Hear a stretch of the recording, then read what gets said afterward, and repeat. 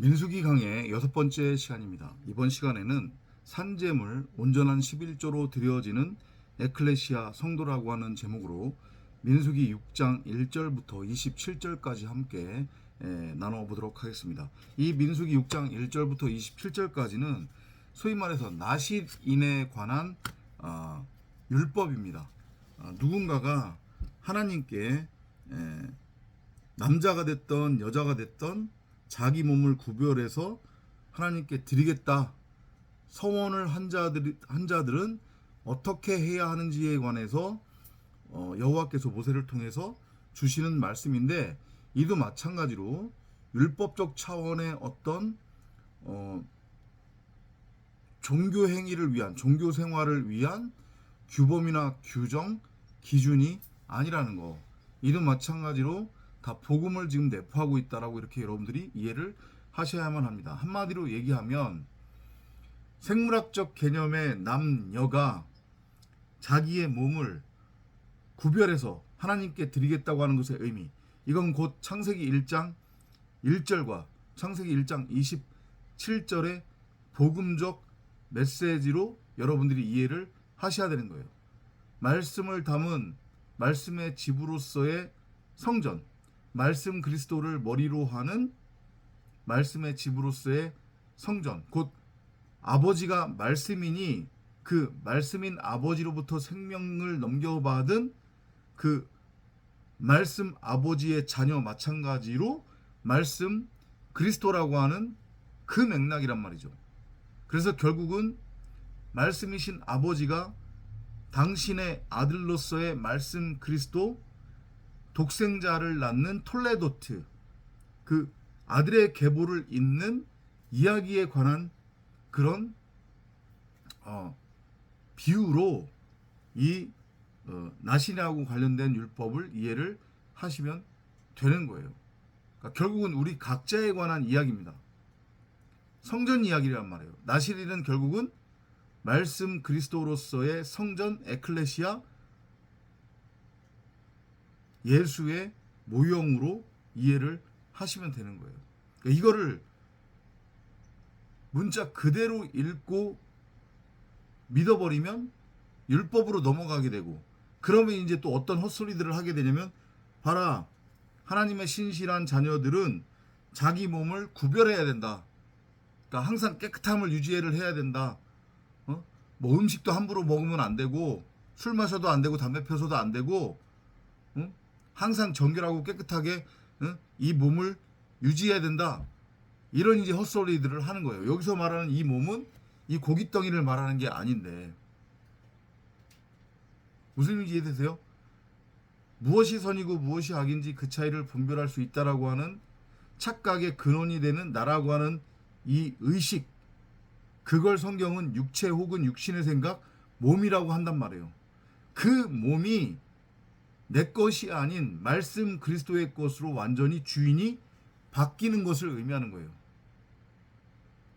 이제까지는 그 나라고 하는 의식, 육체, 육신의 생각이 누구의 집 역할을 하고 있었냐면 선악이라고 하는 율법, 비진리의 집 역할을 하고 있었단 말이죠. 그 엉뚱한 집주인을 쫓아내고 청소한 다음에 그 빈 집에 진짜 그 집의 주인인 말씀 그리스도를 채우는 것이 바로 나실인의 삶인 거고, 그걸 성경은 내 몸을 구별해서 하나님께 산제물 혹은 온전한 11조 제물로 드린다라고 표현을 하는 거예요. 이해돼요? 무슨 얘기인지? 창세기 1장 27절에서 보면, 27절 이하에서 보면 말씀이신 여호와가 당신의 형상대로 사람을 짓겠다고 말씀하십니다. 그럼 다시 한번 말씀드리는데, 거기에서 여호와의 형상대로 지어진 사람이라고 하는 것은 단순한 형체를 의미하는 게 아니라고 그랬습니다. 그죠? 말씀이 하나님입니다. 그러면 말씀이신 하나님 입장에서 자기의 형상대로 지어진 사람이라고 하는 것 마찬가지로 말씀 그리스도를 뜻하는 거예요. 창세기 1장 1절을 반복해서 설명하는 거란 말이에요. 말씀 그리스도, 말씀을 담은 성전. 그런 다음에 그들에게 복을 주셨다고 표현을 해요.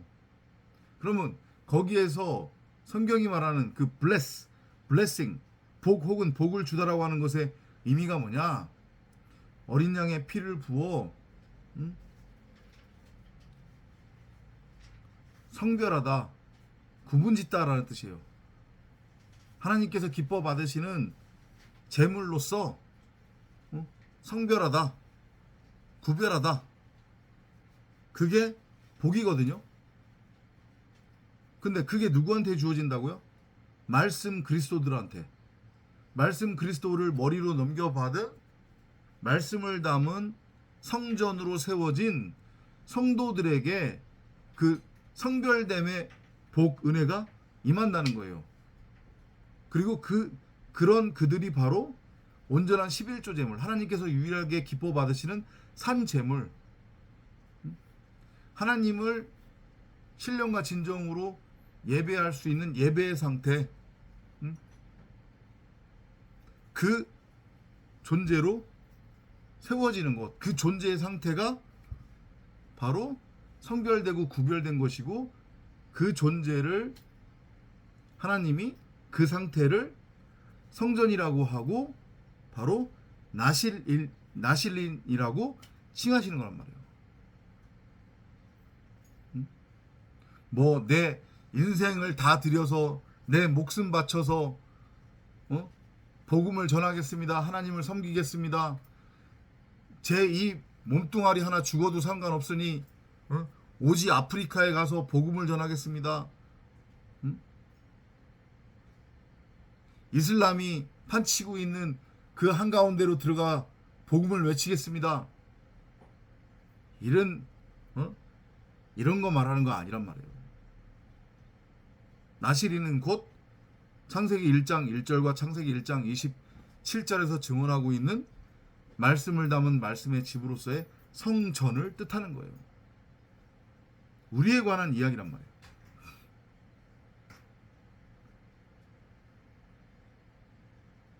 그렇게 내가 성전으로 되기 위해서는 말씀에 의해 구별되어져야 된다는 거예요.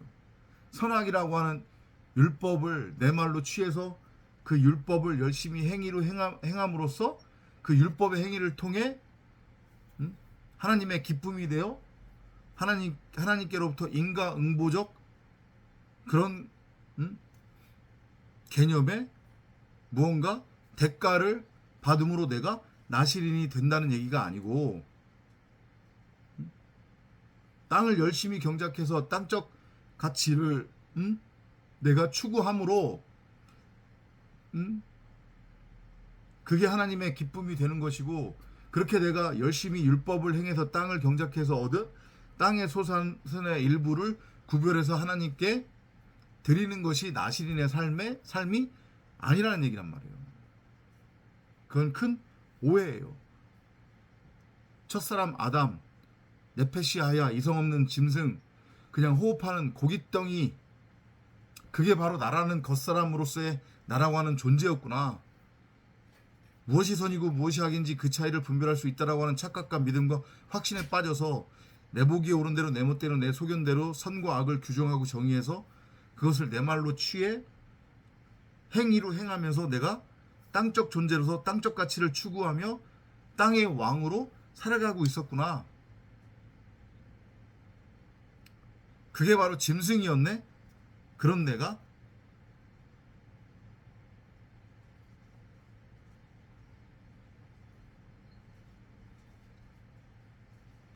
죄인이었네. 그러면 다나토스로 반드시 죽어야지. 십자가를 통과를 해야지. 십자가에 못 박혀 죽어야 되지. 그래서 짐승의 상태에 있었던 나라고 하는 존재를 속죄제물로, 번제물로, 소제와 전제로, 화목제물로 요제로 드리는 거예요. 그게 바로 나라고 하는 의식, 육체, 육신의 생각, 선악을 분별할 수 있다라고 착각하게 만드는 그 근원으로서의 내 머리를 목베임 당하는 거, 십자가에 못 박혀 죽임 당하는 거, 그것의 의미로 이해를 하시면 돼요. 그래서 여기 보면 어떤 게 하나의 큰 그림으로 나와 있냐면, 나실인으로서 자기 몸을 구별해서 하나님께 드리겠다고 하는 자들은 반드시 머리카락을 자르라고 돼 있단 말이에요. 머리털을 다 밀라고 돼 있단 말이에요. 우리 몸의 털은 부정한 것을 의미해요. 율법을 의미한단 말이에요. 그래서 성경의 구약의 대머리는 정하다고 나와 있는 거예요. 하나의 비유적인 표현으로서.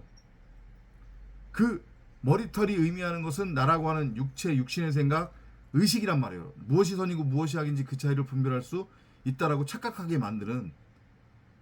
그래서 머리털을 밀라고 하는 것의 의미는 바로 다라토스의 죽음을 비유적으로 말씀하시는 거예요. 너라고 하는 머리가 잘려져 나가야 네가 비로소 구별되어져서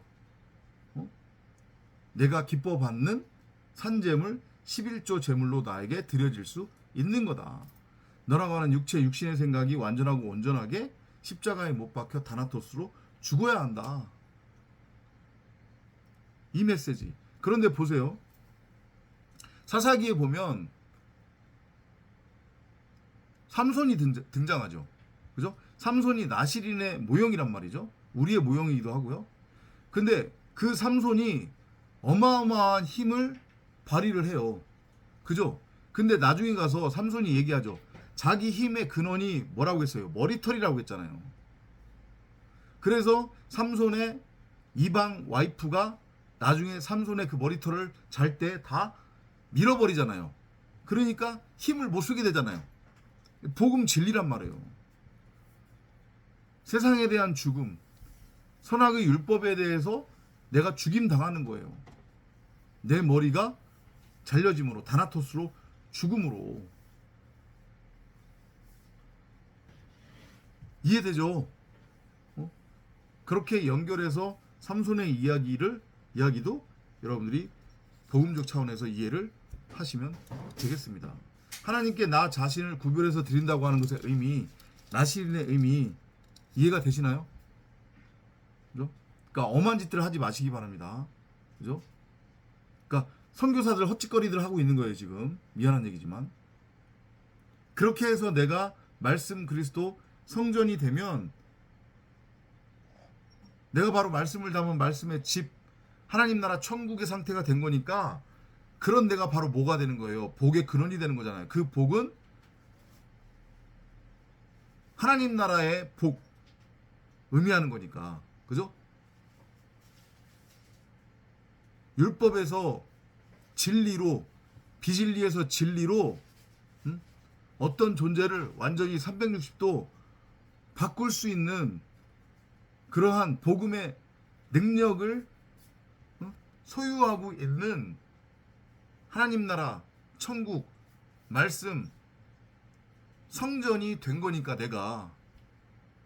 그죠?